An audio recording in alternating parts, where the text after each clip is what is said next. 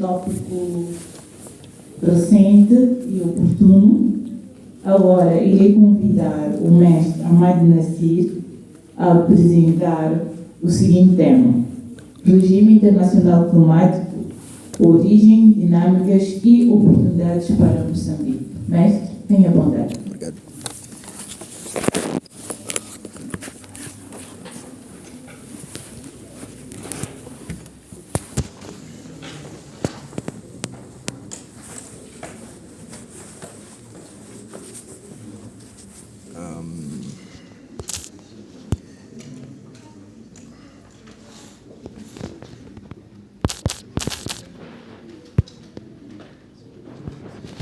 Jornadas científicas.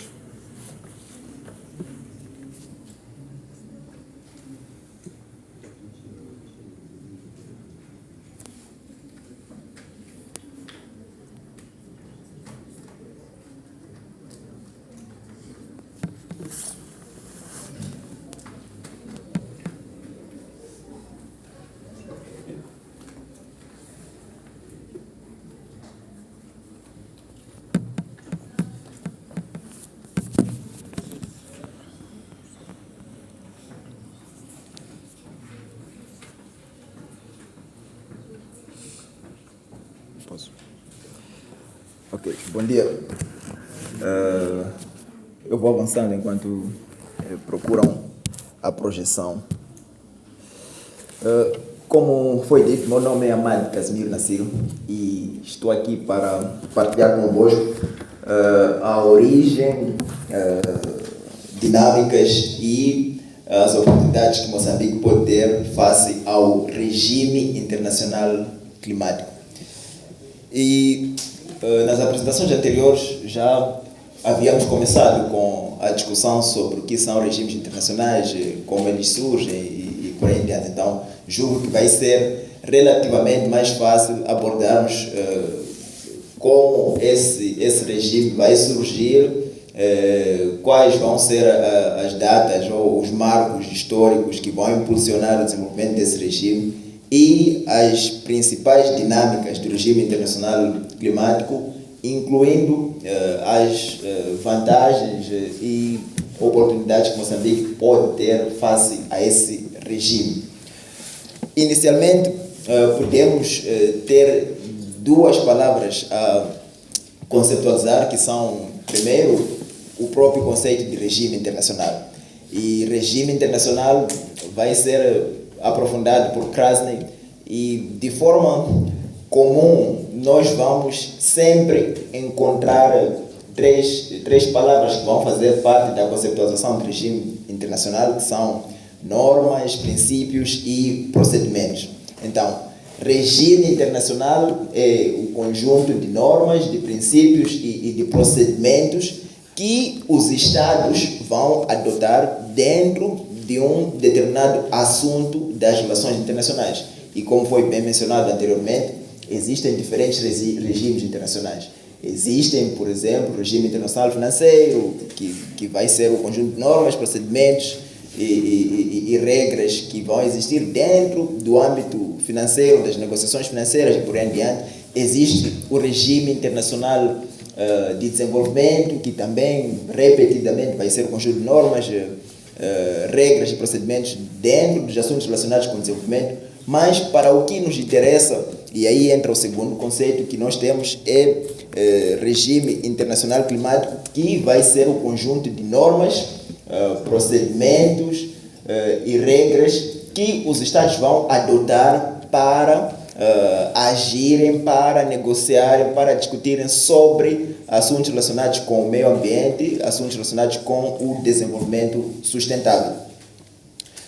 Agora, qual é o contexto de desenvolvimento do regime internacional climático? Quando nós abordamos sobre o regime internacional climático, existem datas que são estruturantes para o desenvolvimento do regime internacional climático, porque nós temos que são um conjunto de normas, procedimentos, desenvolvimentos e procedimentos, aliás, e regras que são estabelecidas para a interação dos Estados no que concerne a assuntos relacionados com o meio ambiente, a clima. Quando é que começa essa preocupação dos Estados para criarem normas, procedimentos e meios de ação comum para interagirem em assuntos relacionados com o meio ambiente?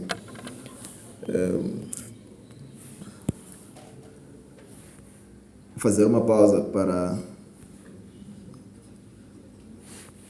melhorar a visualização da apresentação. Não pode imitar o celular. Não, estou a usar para...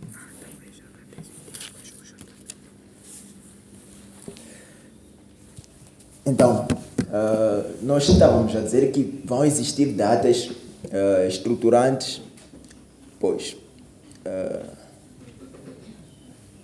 este slide anterior, pois, aqui. Então, nós considerávamos que vão existir datas estruturantes que vão permitir o desenvolvimento do regime internacional climático. Datas sem as quais dificilmente nós podemos fazer uma acepção do que vai ser regime internacional climático, do que vai ser esse conjunto de normas, esse conjunto de procedimentos, esse conjunto de regras que vão estruturar as negociações internacionais sobre o meio ambiente, sobre o desenvolvimento sustentável. E nós temos aí exposta no slide algumas dessas datas. Primeiro, 1972. Em 1972, em Estocolmo, vai se realizar a Conferência da Terra sobre o Meio Ambiente. E é a primeira grande conferência que vai discutir assuntos relacionados com as mudanças climáticas, porque anteriormente a Estocolmo surgiram alguns documentos do Clube de Roma que já avançavam a necessidade de se usar racionalmente os recursos naturais. Então, em 1972, os Estados vão se reunir para discutir como usar os recursos naturais de forma racional. E, seguindo a isso, em 1987, as Nações Unidas vão propor que se faça um relatório para perceber qual é o impacto da atividade humana nas mudanças climáticas, porque já se falava das mudanças climáticas, mas queria-se perceber se o homem tem impacto nessas mudanças. E, de novo, beneficiando-se do que anteriormente foi apresentado, falou-se das mudanças climáticas antrópicas, que são as mudanças climáticas que têm influência humana. Normalmente divide-se mudanças climáticas em mudanças climáticas naturais e mudanças climáticas antrópicas. Naturais, que ocorrem de forma natural, porque sempre houve mudanças climáticas por causa da variação do sol e por aí em diante. Mas agora estamos numa fase em que existem mudanças climáticas antrópicas, influenciadas pela atividade humana.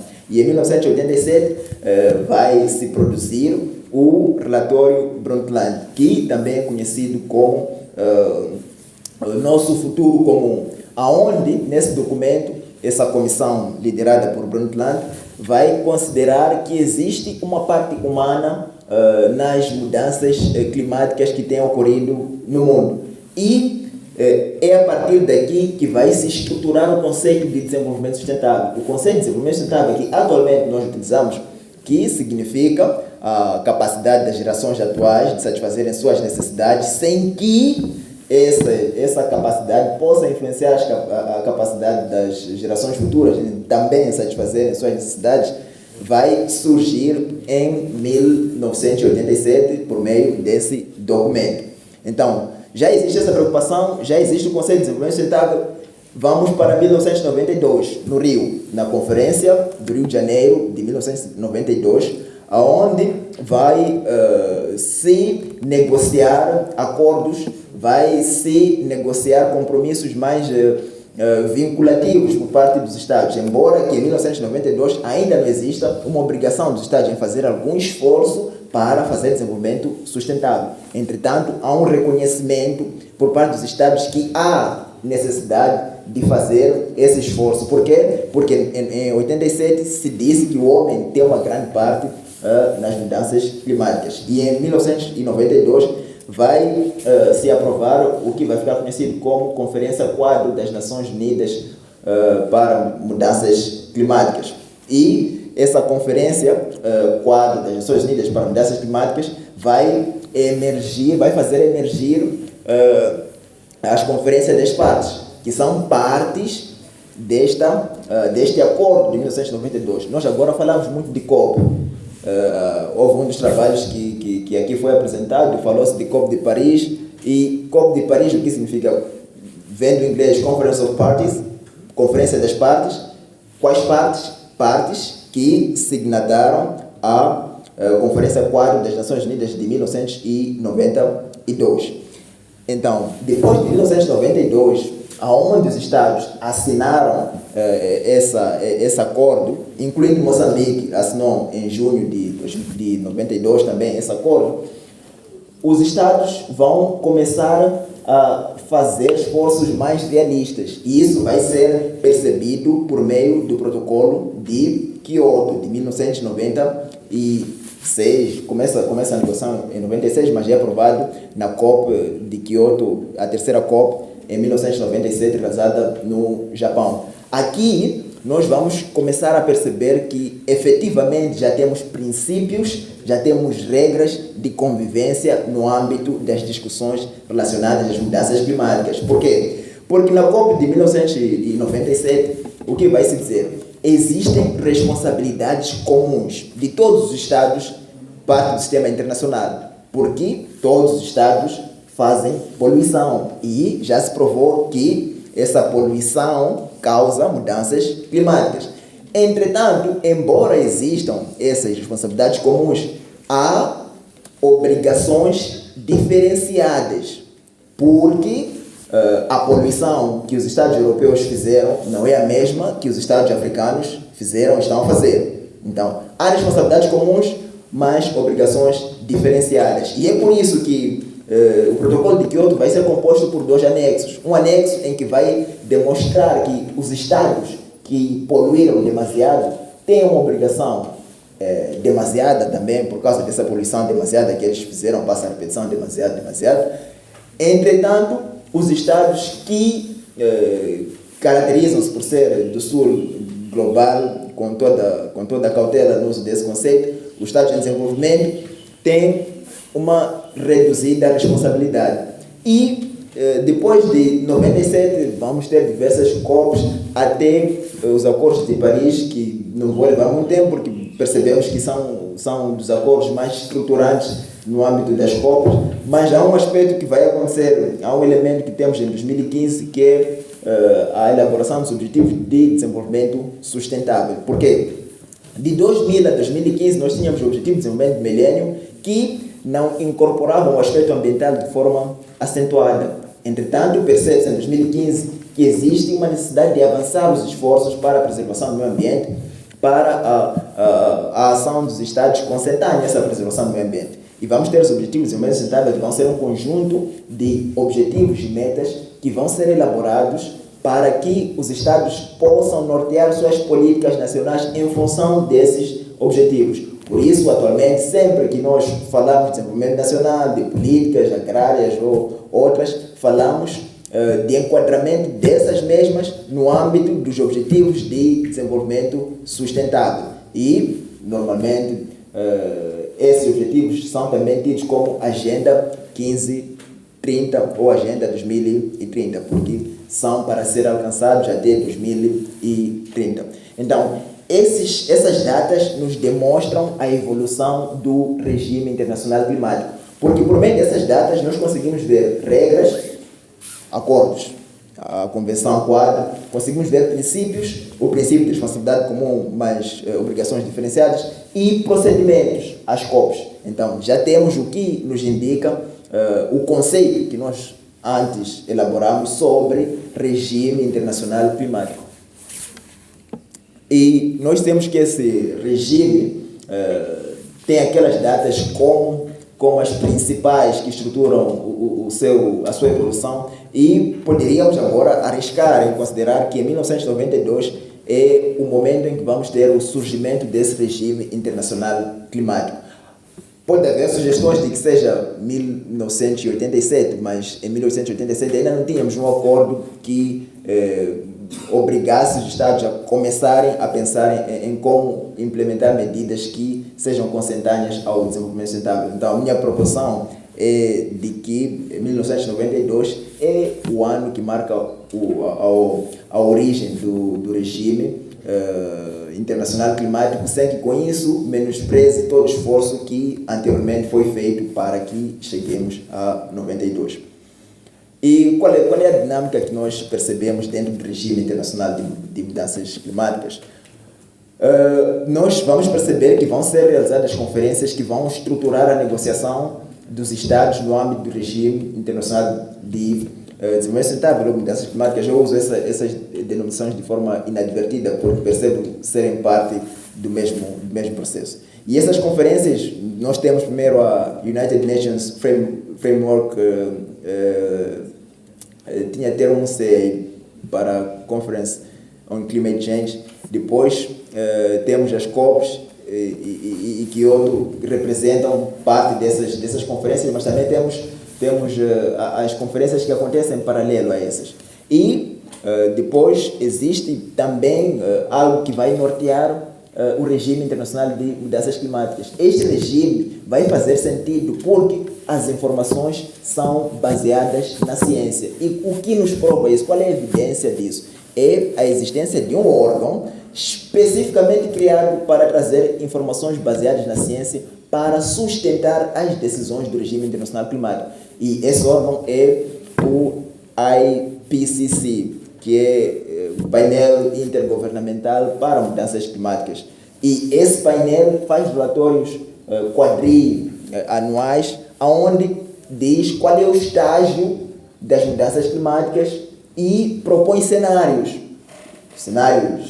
positivos. Boa parte de vocês aqui provavelmente saiba fazer cenários positivos, cenários moderados, cenários negativos, e esses cenários são propostos com base nas informações científicas. Há cientistas de todo o mundo que participam do painel intergovernamental de mudanças climáticas. Então, o que nós estamos a ver? Existe o princípio de responsabilidade comum que nós abordamos, mas também existe o princípio de informação baseada na ciência. E nós dizemos que princípios são parte do conceito de um regime internacional e se aplica também ao regime internacional de mudanças climáticas. E nós temos como princípio basilar o princípio de responsabilidades comuns mais diferenciadas, e vamos perceber que é este princípio que vai nortear a ação de boa parte dos Estados. Quando os Estados do Sul, quando os Estados em desenvolvimento reclamam de que a transição energética, por exemplo, que é algo que está dentro do regime internacional de mudanças climáticas, deve ser uma transição energética justa. O que estão a querer dizer? Que não deve se colocar a mesma pressão que se coloca aos países em desenvolvimento, aos países desenvolvidos, retificando, aos países em desenvolvimento. Deve haver uma diferenciação, porque uns beneficiaram-se mais da poluição que os outros. E também existe o princípio de cooperação a longo prazo. Como é que se manifesta isso? Manifesta-se nos compromissos que vão ser fundados em acordos entre esses diferentes Estados. Quando nós falávamos da Agenda 2030, essa agenda foi proposta em 2015, numa perspectiva de 15 anos de cooperação. Então, 15 anos já nos demonstra um período de longo prazo, assumindo que curto prazo seria 1 a 2 anos, médio prazo seria 5 a 7 anos. Então, 15 prazos já nos demonstram a ideia de cooperação a longo prazo. Agora, podemos ir para um dos aspectos que nos interessam, que é como Moçambique se posiciona face ao regime internacional de mudanças climáticas, ou regime internacional climático. Bom, nós podemos perceber que Moçambique vai participar desse regime desde o seu início, ou desde a sua criação. A proposição do estudo é que esse regime surge em 1992, com a Conferência Quadro das Nações Unidas para Mudanças Climáticas. E temos também a evidência de que Moçambique vai ser signatário da Conferência Quadro sobre mudanças climáticas ainda em 1992. Então, isso demonstra a preocupação de Moçambique em participar desse regime internacional, em fazer com que suas ações sejam consentâneas às ações dos diferentes Estados parte do sistema internacional. E a oportunidade que percebe-se face a isso é de que Moçambique deve continuar a usar, deve continuar por quê? Porque eu vou já me explicar porque percebo que vai ser continuação e não uma nova ação de Moçambique. Moçambique deve continuar a usar o princípio de responsabilidades comuns, obrigações diferenciadas para navegar sua participação no regime internacional climático. Como na apresentação sobre Glasgow, conferência de Glasgow, foi a COP 20, quanto? 27. Obrigado. Glasgow. COP 27. Moçambique esteve representado pelo primeiro-ministro na altura do Rosário. E Moçambique disse que havia de usar o gás como energia de transição. Mas aí pode parecer contraditório. Gás é combustível fóssil. Como é que vamos usar gás como energia de transição se queremos fazer transição para energias renováveis? Dentro das energias fósseis, gás é percebida como a menos poluente. Então, se Moçambique diz que vai usar gás como energia de transição, está a dizer o quê? Está a dizer que vocês poluem demais. Nós queremos poluir um pouco para fazer desenvolvimento econômico, social, e por isso vamos usar o gás para não irmos logo para eólicas, solar e por aí em diante, que são relativamente mais difíceis de manejar e menos eficientes em termos de fazer desenvolvimento econômico, em termos de fazer a indústria do país funcionar. E esse argumento de Moçambique de usar o gás como energia de transição enquadra-se no princípio de responsabilidades comuns mais diferenciadas. Temos a responsabilidade de fazer transição energética e vamos fazer transição energética, mas há uma diferença entre vocês desenvolvidos e nós em desenvolvimento. Nós vamos usar o gás como energia de transição, porque não poluímos como vocês poluíram. E face a isso nós podemos dizer algo para Moçambique, para vocês que vão liderar o Estado moçambicano daqui a nada. Hic Rhodus, hic saltus. Existe uma fábula em que um guerreiro vangloria-se de ter saltado grandes distâncias em Rhodes. Então, alguém que estava ali a acompanhar essa vangloriação dele, eu saltei, disse, ok, vamos imaginar que aqui seja Rhodes. Então, salta lá aqui, quero ver se você saltou tal distância como está a dizer. Então, face ao regime internacional climático, para os argumentos que existem nos Estados, é importante demonstrar por meio de ações. Obrigado pela vossa atenção.